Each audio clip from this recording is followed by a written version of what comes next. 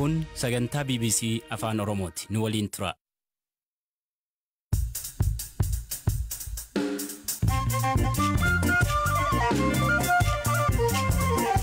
Ashama akkam jirtu hordoftoota keenya sagantaa keenya jimaataa qabannee dhufneerra dhaabni biltsiginnaa guyyaa boruu naannoo Oromiyaatti mootummaa haaraa hundeessuuf akka ta'e beeksise. Amma mootummaan borii kaasee hin hundaa'a. Borii kan Oromiyaa hin hundaa'a. Paartilee morkattootaa karaa nagaadhaan filannoo darbe keessatti hirmaachaa turan. Garuu immoo teessoo hin arganne biyya bulchuu keessatti akka gahee taphatan kun hojiirra hin oola. Gamkaaniin hawaasnii fi jaarmiyaaleen diyaaspooraa Oromoo mormii mootummaa Itoophiyaa irratti godhamu deeggaruuf koongireesii ijaaru.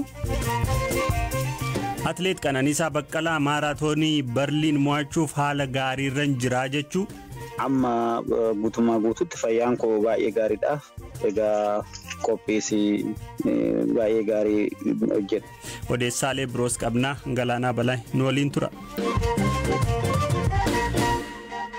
Tajaajilli maallaqa daddabarsaa gama moobaayilaa Itiyoo Teleekoom ka Teeleebir jedhamu hojii jalqabee ji'a 4 keessatti birriin biiliyoona 1.1 socho'uu ibse. Itiyoo Teleekoomitti hoogganaan dhimma maallaqaa moobaayilii Obbo Buruuk Adhaanaa BBC'tti akka himanitti tajaajilli maallaqaa hedduun ka socho'e karaa bittaa kaardii moobaayiliiti.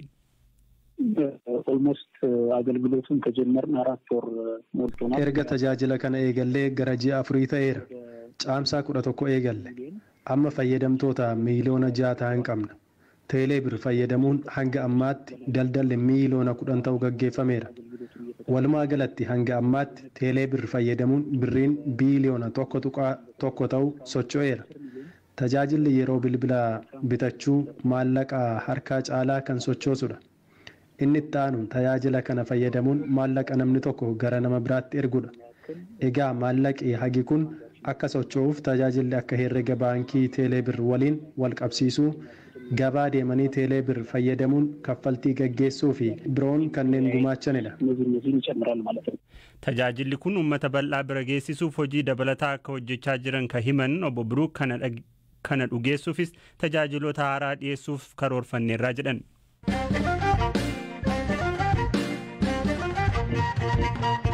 Erga bara 2019 dorgommii kamuurrattuu kan hin hirmaannee fi koronaa vaayirasiinis qabamee ka fayye Atleet Qananiisaa Baqqalaa maaraatoonii Berliin dilbata dhufurratti qabxii gaarii galmeessuuf qophaa'u BBC'tti hime. Waggoota lamaan darban bu'aa bayii keessa darbe simeera. Egaa qophiin koo gaariidha. Akkuma beekamu waggaa lamaan darbe kana keessa wal dorgommii maaraatoonii hin goone because COVID-19 wal dorgommii irratti hirmaachuu hin dandeenye baay'inaani. Bara darbe immoo London irratti silaanan hirmaadhayyuu xinnoo lukatu shaakala irratti na butamee ture. Sababa saniin London odoon fiignan hafe amma guutumaa guutuutti fayyaan koo baay'ee gaariidha. Egaa qophiisi baay'ee gaarii hojjedhe. Egaa amma sanbata dhufu nan hirmaadha jedheen yaada. Tole amma Berliin galtee jirtaati? Berliin hin jira har'a ganaman gale. Kanaaf haalli qilleensaa isaa akkam argaa jirtutti wanna danqaasitti ta'u sitti hin fakkaatu? Egaa gaariidha amma qilleensi har'a qilleensi isaa baay'ee gaariidha. Egaa ta'u malee har'arra immoo sanbatarra hin jijjiiramadhanii foorkaastiin isaanii egaa qilleensa kanarra mijaa'aa ta'a jedhaniiti yaadama. Gaariidha qilleensi isaa. Tole dorgommii kanarratti ati dorgomaan qormaatanatti ta'a jettee yaaddu? Atleetiin eenyu faadha kan hirmaatan? Egaa wal dorgommii irratti akkuma beekamu hunduu dorgomaa cimaan ta'a jedhee seenaa. Wal dorgommii irratti eenyu dorgomaa cimaa akka ta'u duraan dursitee tilmaamuun xinnoo in ulfaata. Haa ta'u malee wal dorgommii kanarratti ijoollee cimootu irratti hirmaata. Kan akka Guyyee Adoolaa fa'aa hin jiru ijoolleen. Akkasuma Keeniyaanonnis hin jiru. Egaa wal dorgommiinis naafaa ta'a jedheen yaadu. Ayyee waggoota lamaan darban bu'aa bayiiwwan akka dhuunfaattis akka ogummaa keetiin mudatan muraasatu nu ibsite. Egaa akkuma beekamu wal dorgommii olompikii baranaa darbe kana Tookkiyoo irratti silaanaan hirmaadhaa ture. Hirmaachuus qaban ture. Egaa inaanfa sababa nama tokkootiin wal dorgommii irraa hafuu danda'e. Dhiibbaa guddaatu irratti uumame. Qabxiinis immoo akkuma argitan sanii wal dorgommii san irratti garuu waan itti gaddeen jira wal dorgommii san irratti jechuun hirmaachuu odoon qabu nan hirmaachifne. Maal godhuu hin danda'arse.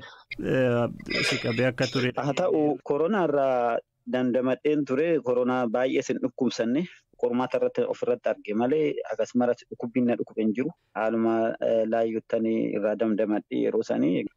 Dorgommii amma itti qophooftee hawwiidhaan eegaa jirtu akka ta'e nan hubadha. Milkaa'ii galatoomi. Galatooma isinis baay'ee ulfaadha.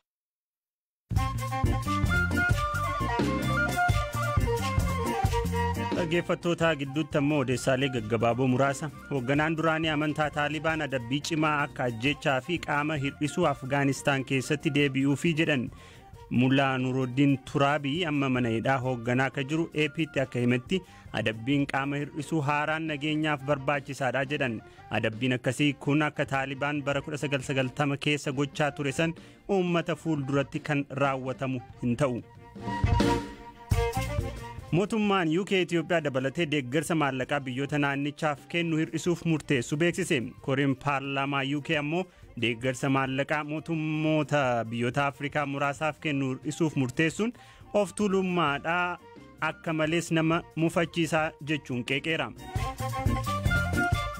Qondaala mootummaa Yuugaandaa maallaqa deeggarsa hawaasaa miidhamanii gargaaruuf ergame hatuun himatame irratti hidhaan waggaa 40 fi adabbii maallaqaa $5 miiliyoona 5.4 irratti mure.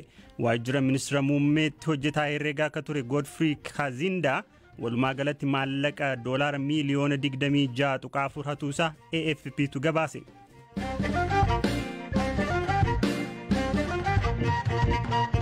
Odeessa keenya ka itti aanuuni paartiin badhaadhinaa ka filannoo biyyaalessaa waxabajjii darbe injifate boruu eegalee mootummaa haaraa hundeessuu akka eegalu beeksise.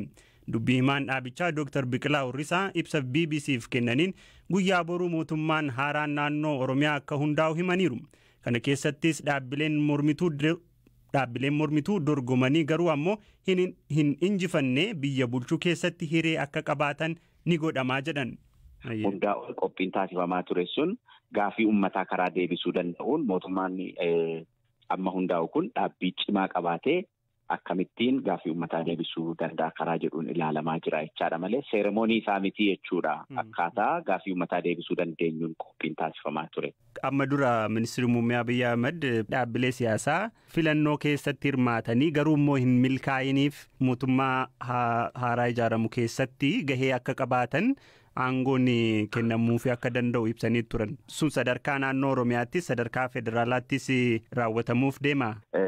Karaa paartiitiin kutannoon jira. Karaa muummichi ministeeraa keenyaa fi pirezidaantiin paartii keenyaa kutannoo olaanaa qabu. Kanammoo sadarkaa koree hojii raawwachiistuu paartii keenyaattis ta'ee sadarkaa miseensotaa irratti mariin irratti taasifame sadarkaa adda addaatti mari'annee kan irratti walii galame waan ta'eef mootummaa hundaa'u sadarkaa federaalaattis ta'ee sadarkaa mootummoolee naannolee keessatti paartilee morkattootaa karaa nagaadhaan filannoo darbe keessatti hirmaachaa turan garuu immoo sababa adda addaatiin sagalee caalmaa argatanii teessoo hin arganne biyya bulchuu keessatti akka gahee taphatan taasifamee hojimaanni qophaa'aa tureera. Kuni hojiirra hin oola. Amma mootummaan borii kaasee hin hundaa'a. Borii kan Oromiyaa hin hundaa'a. Ittaansee naannoon Amaaraa, Gaambeellaa, Finfinneen hundeessaa deemu waan ta'eef isarratti ifoomsaa qajeeltoo isaa irrattii fi kutannoo fi murtee paartii irratti qofa yoo walii galle gaariidha. Gadi fageenyaan diteelii isaa garuu gaafuma mootummaan hundaa'uu fi hojimaata isaa keessatti waliin ilaallaa kan deemnu ta'a jechuudha. Hayyee tarii fudhatamummaa mootummaan haaraan naannoo Oromiyaa keessatti qabu gaaffii isinitti ta'a? Obboleessa koo karaa kamiinuu Fudhatamummaa jechuun paartii kumaatamni keessatti hirmaachuu otoo hin ta'in fudhatamummaa karaa ummataatiin ilaalamu. Ummanni lakkoofsaan gara miliyoona 17-18 ta'u gadi bahee galmaa'uu qofaa miti gaafa guyyaa filannoo hanga halkan keessaa sa'aatii 7tti filannoon ganna keessa gaggeeffame bokkaa keessa cabbii keessa dhoqqee keessa dhaabbatee dukkana keessa dhaabbatee filadhu malee hin galu jedhee rakkoo kamiyyuu dandamatee filate eenyurraa barbaanna fudhatama mootummaa qaama alaa dhufe yoo sartifikeetii sanuu kennu barbaanna moo yookiin immoo dhufe harka walitti nuu dhahu barbaanna moo waancaa sanuu kennu barbaanna. Carraa fi danqaaleen mootummaa haaraa amma hundeessaa jirtan mudataa jettanii yaaddan maal fa'aadha? Mootummaa paartii badhaadhinaatiin hundaa'e mootummaa isa jalqabaati. Kuni mootummaa jalqabaati jechuun jijjiirama baay'ee abdii namatti kennu garuu qormaata adda addaa keessa darbeeti mootummaa amma ji'a kana keessa hundaa'u kun kan hundaa'aa jiru. Rakkoon nageenyaa bakka adda addaa naannolee adda addaa keessa hin jira. Kuni qormaata guddaadha. Kanaafuu mootummaan amma hundaa'u kun qormaata guddaa osoo hin ta'in akka carraattis fudhatee hojii manaasaa isa jalqabaa godhee nagaa fi tasgabbii fi nageenya uummata kanaa nageenya lammiilee eegsisuun xiyyeeffannoo guddaadhaan kan hojjetamu ta'a. Dhimmoota mariidhaan tasgabbiidhaan uummata hirmaachisuudhaan hayyoota hirmaachisuudhaan qaamota adda addaa dhimmi biyya kanaa nagalcha jedhan hunda isaanii hirmaachisuudhaan dhimma biyya kanaa irratti waliigaluunii fi lammiileen biyya kanaa tokko ta'anii biyya waliinii ijaarrachuun akkaataa barbaachisuun mariin barbaachisaadha. Dhimmoota baay'ee gara fuulduraatti mari'annee marii uummataatiin hiikaa deemna kan jedhuun kan bira darbame baay'eetu jira. Marii biyyoolessaa hin barbaachisa. Waliigaltee biyyoolessaa hin barbaachisa. Kun mootummaa amma hundaa'uuf qormaatas carraadhas jennee amanna.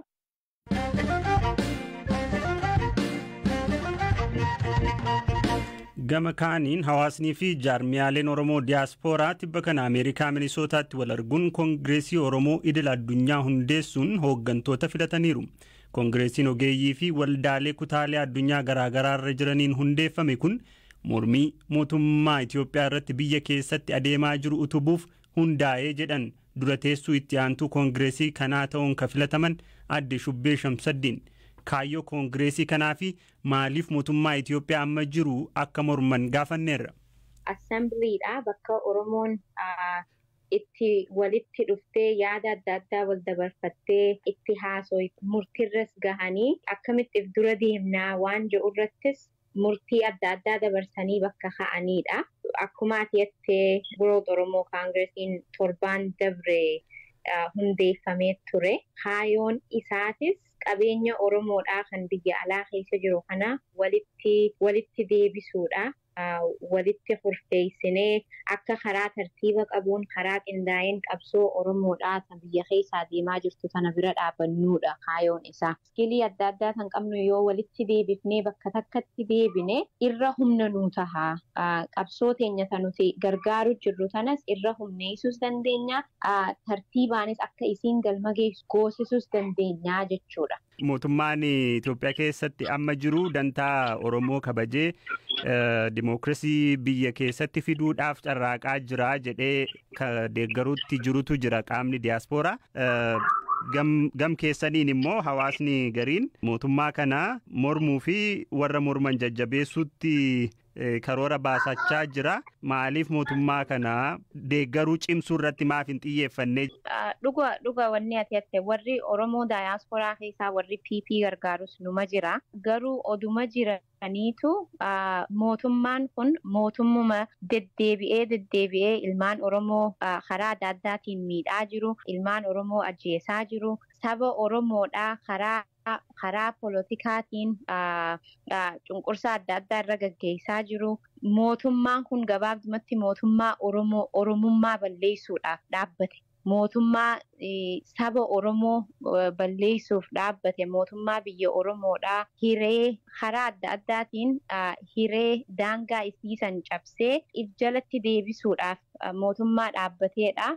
Oromoon baay'inaan wanni kun nuuf hin tahu jedhee waan amaneef wanni kun nuuf hin tahu mirgi Oromoodhaa sarbamuun nuuf gahee Oromoon du'uun nuuf gahee kana dura dhaabbanneef irraa ittisuu danda'uudha qabnaa waan irra guddaan Oromoodhaa jedhee fudhateef barbaachisaa ta'e. So warra waan kana mormu wajji dhaabbannee isaan deeggaruun barbaachisummaadha gaas. Maal gochuudhaan gumaachuudhaaf hundooftan? Ati gabaabdumatti gaa wanni nuti isaan itti gargaaruu barbaannuun tokkoffaa karaa diinagdeetiin, lammaffaa yaada adda addaa walii dabarsuudhaaf beekumsa walii hiruudhaaf experience jirtus walii dabarsinee waan barbaachiseen isaan bira dhaabbachuma gabaabdu. Dhaggeeffattoota keenya qophiin har'a jimaataaf jennee qopheessine asuma irratti xumurama. Qophii kana akka qopheessite Firaafolii Dhugaasaatii tooraan kan isin biraan gahaa ture Galaanaa Balaa ogeessa teeknikaa Oskaar Boongaa waliin ta'uudhaanii ka torbee kanaaf jenne asumatti xumurre horaa bulaa deebana.